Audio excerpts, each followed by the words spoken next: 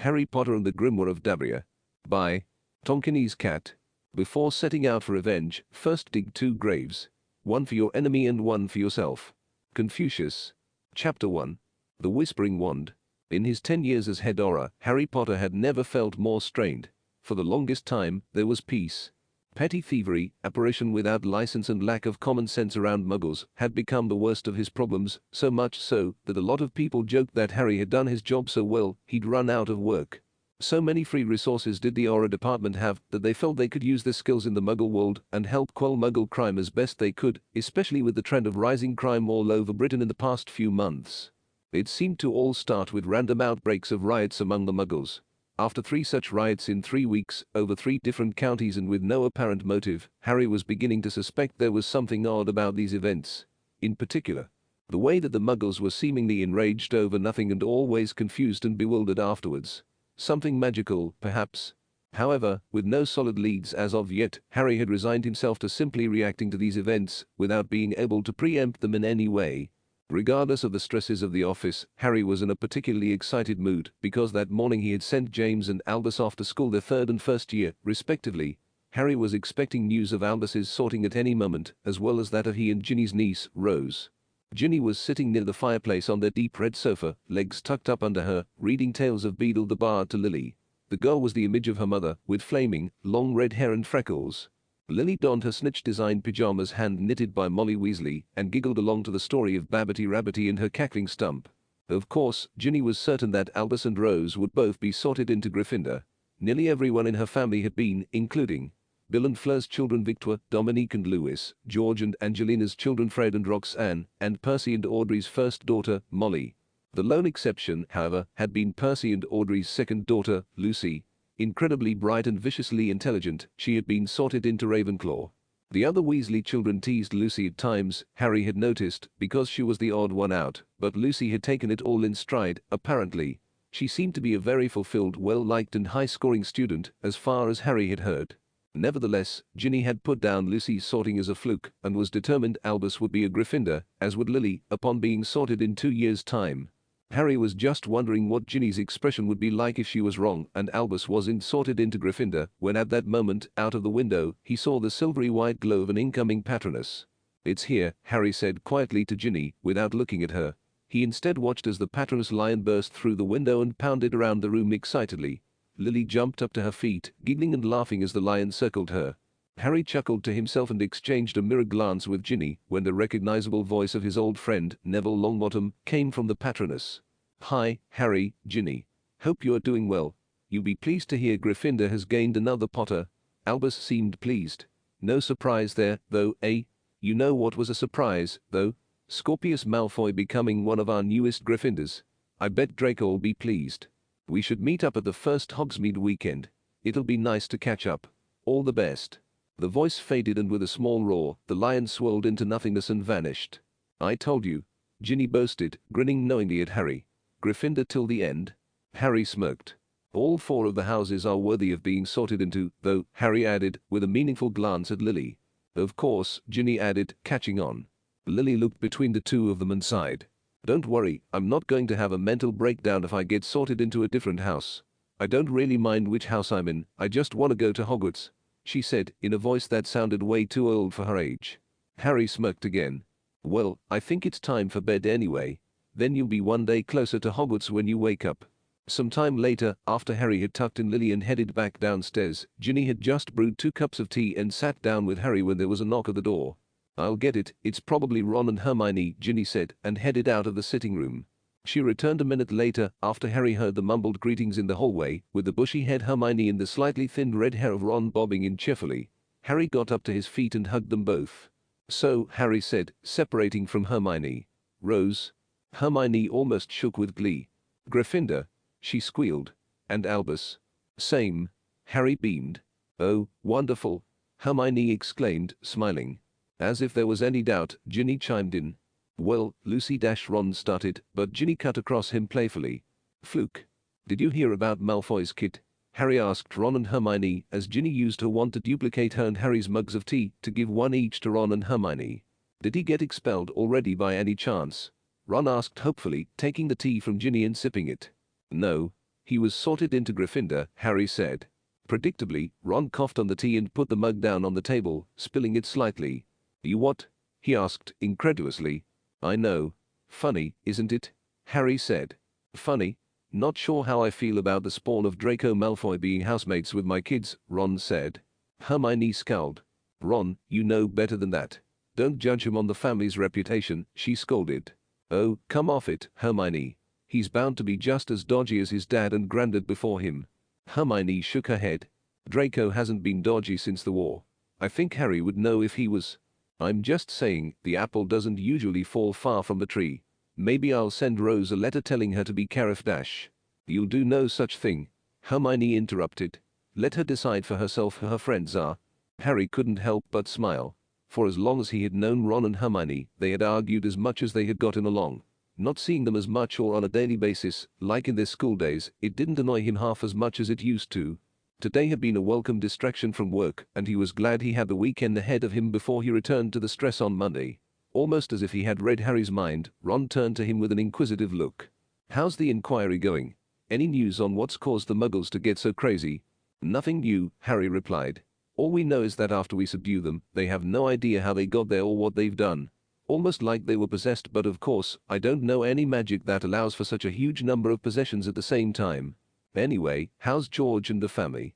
You know George, working on more products for the express delivery service to Hogwarts students. They laughed about George's latest inventions, including a hair-growing wolf drop, which caused sudden and uncontrollable hair growth head to toe, and the foreign fudge, which allowed the user to temporarily speak any one of 6 languages, including the Blediguk. Harry and Ron then had a short game of wizard's chess before Hermione informed them they'd been there an hour. She then politely reminded them that they'd told Molly, who was babysitting Hugo, they'd be back within that time.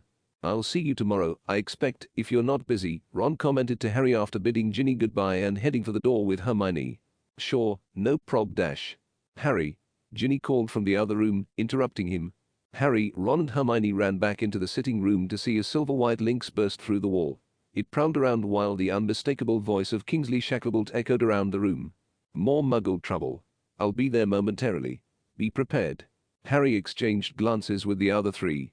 He sounds concerned, Ginny commented. It's always a hassle with Muggle trouble, memory charms on top of making sure no one gets hurt, Harry muttered as he picked up his wand from the polished pine dining table. Harry rushed into the hallway and lifted his cloak from the rack, fastening it as he re-entered the sitting room. The faintest pop turned the attention of the 4 in the room to the sudden appearance of Minister for Magic, Kingsley Shacklebolt. Bald, black and broad-shouldered, with teeth for earrings and a discreet grey and blue robe. Kingsley. Harry acknowledged him with a short nod. Hello everyone. We can't stay. Are you ready? Kingsley asked Harry. As I'll ever be, Harry replied. Harry started to grab Kingsley's arm for apparition when Ron spoke up. Let me come with, he said hastily. Kingsley gave him a sympathetic look. Strictly Auror business, I'm afraid, Ron, Kingsley replied. And with a motion to Harry, they apparated together into the darkness. A moment of breathlessness later, an experience Harry was still not used to. After 20 years they arrived in a dark London street. Up ahead, Harry could hear a commotion and saw smoke rising from behind a block of flats. As they walked briskly towards the chaos, Kingsley updated Harry. Reports of violence, fires, riots in the East End. No apparent cause. I've called in the other Aurors because we've sensed magic being used here too. Magic? So there's wizards attacking people too? Harry asked, now quickening his pace. Seems like it. Be on guard, Kingsley warned. Right, Harry said and broke into a jog. He took cover behind a parked jeep as he turned into the street. Utter mayhem lay before him.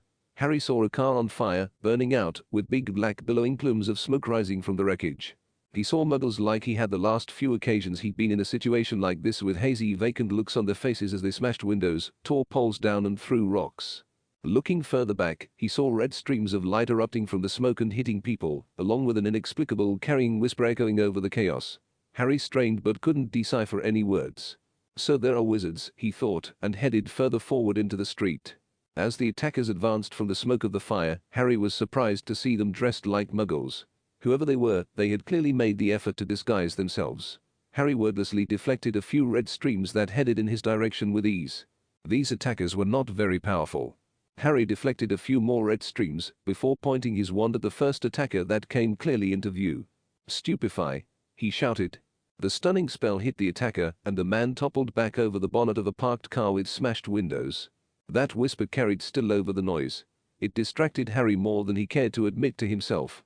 A stunning spell missed Harry's head by inches as he spun on the spot and shouted Expelliarmus. The attacker's wand flew out of his hand and bounced towards Harry. Harry stared at the unarmed man, chubby, balding and wearing a West Ham United football jersey. The man gazed back, looking confused and frowning. The wand on the ground resonated the same unintelligible whisper. It almost hummed through the air and towards Harry. The chubby man looked around at the chaos, then at Harry and his wand, with a puzzled expression. Harry picked up the wand and pocketed it. Another stream came flying towards Harry, and he cast a shield charm to deflect it. The quick motion with his wand made the man recoil, suddenly terrified. Harry frowned, confused by the wizard's sudden repulsion to magic after losing his wand. Harry saw Kingsley and Dawlish run past him, both sending stunning spells in the direction of more attackers. Then a realization hit Harry so hard he almost thought one of the Muggles had launched a rock at him. "Kingsley!" Harry shouted. Kingsley deflected a couple of red beams and turned to Harry. "Don't attack them, they're Muggles," Harry called. "What? They have wands?" Kingsley argued back, sidestepping a disarming spell. "Trust me. I don't know how they are doing it, but they aren't wizards," Harry called back. He wasn't sure how he knew with such certainty, but he did.